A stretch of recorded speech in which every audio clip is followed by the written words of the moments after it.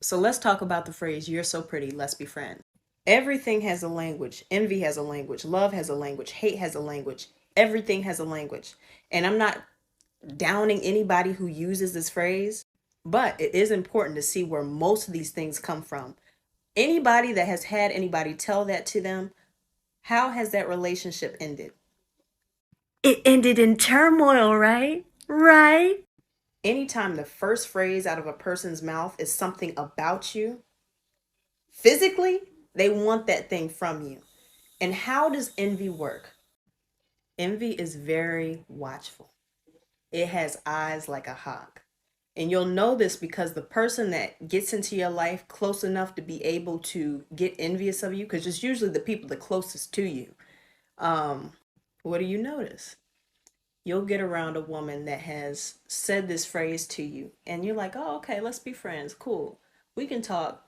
You let her get a little bit too close, and you start to see her change. Her mannerisms will start to change into yours. Her style will slowly shift to your style. And and like I said, this is no hate to anybody that has said this phrase, but most of the time this phrase means you have something that I want. And I need to get close enough to you to figure out whatever it is that you have.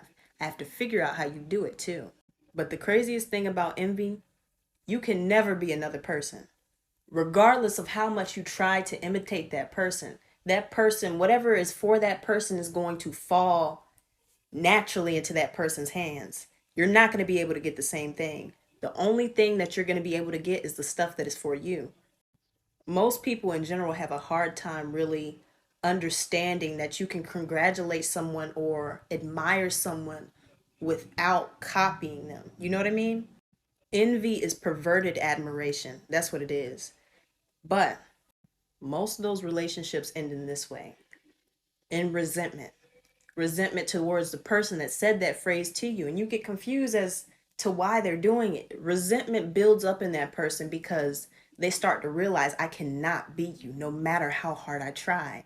Everybody loves you, they don't love you as me. I have to get rid of you. But let's be honest, envy wants you gone. That's why you see all these 48 hours of two friends, and you guys thought they were cool, they were the closest, but one hated the other one. You have to be very careful who is envious of you. Extremely careful. That is not something to play about. But it's important to recognize the language of envy. I believe I'm going to make a part two to this.